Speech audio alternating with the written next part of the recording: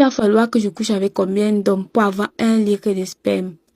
Et puis, elle me dit qu'elle va me donner un remède qui va faire en sorte que si l'homme avec qui je dois aller avec doit peut-être avoir les rapports avec moi, je lui mets cette chose-là dans la boisson. Ça va faire en sorte qu'il puisse beaucoup éjaculer. Je me suis retrouvée coincée et j'ai accepté 1 ou 2 fois. Mais à chaque fois que je faisais ça, je partais avec la bouteille de sperme chez elle. On me disait toujours que ton ex est tombé malade, l'autre est mort, ceci, tu es sorti avec tel homme, il est devenu fou. Un jour, je me baladais dans un quartier et puis j'ai remarqué un homme avec lequel j'ai eu à avoir des rapports sexuels. Et puis, il était dans une poubelle en train de manger. Et du coup, j'ai d'abord pris ça comme juste une coïncidence, mais pas 1 fois, 2, 3 personnes qui sont devenues folles comme ça là. J'ai commencé à poser les questions à ma copine. Où est-ce que le sperme que sa marraine collecte pas? Ma copine ne me donnait pas de réponse. Un jour, j'ai essayé de confronter la marraine.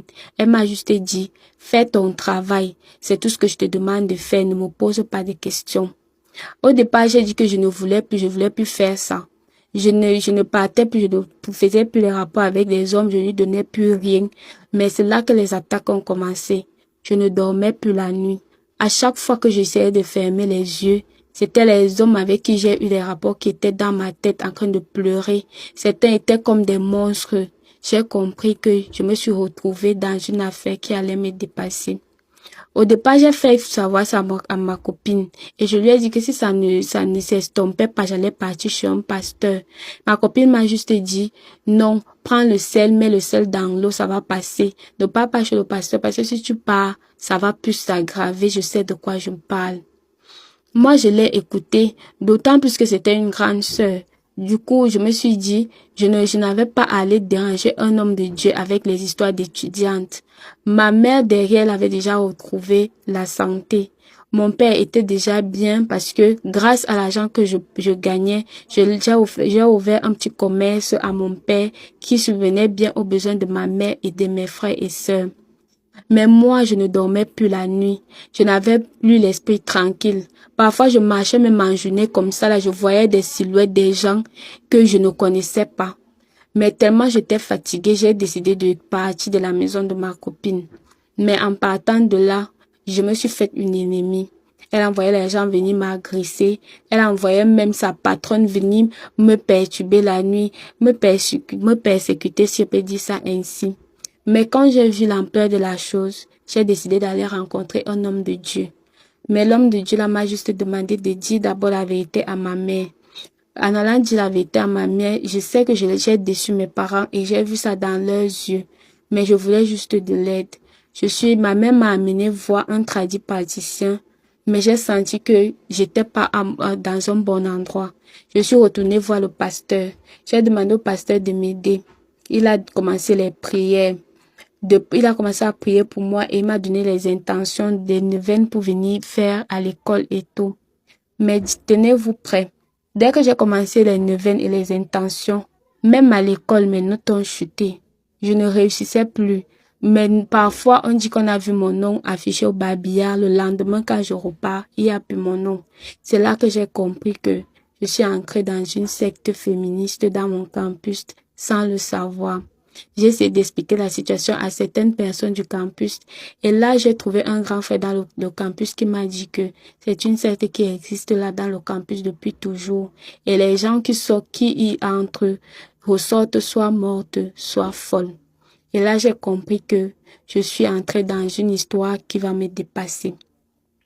Le pasteur que j'étais allée consulter, il n'a pas cessé de prier pour moi, au point où la dame, la marraine de ma copine, était venue m'attaquer chez moi. Elle a dit qu'elle va reprendre toute la richesse qu'elle m'a donnée et même la santé de ma mère. C'est là que j'ai su que si je ne faisais pas quelque chose, j'allais peut-être perdre quelqu'un que j'aime de tout mon cœur. J'ai prié, je suis même allée voir un autre prêtre. Ils se sont liés, lui et le pasteur, pour pouvoir m'aider. Grâce aux prières, aux neuvaines et grâce à beaucoup d'autres pratiques naturelles, c'est là que j'ai pu sortir de de cette secte-là. Mais je suis pas sortie indemne. On m'a fait savoir que je ne pouvais plus accoucher et que les âmes que j'ai vendues, parce que oui, c'était les âmes que je vendais qui travaillaient l'argent qu'on me donnait. Et que les âmes que j'ai vendues, je dois prier pour que ces âmes-là reposent en paix. Ma copine aujourd'hui, elle est devenue folle. Sa marraine, elle est morte avec une maladie mystique et tout. Je n'ai même pas voulu connaître les détails de sa mort.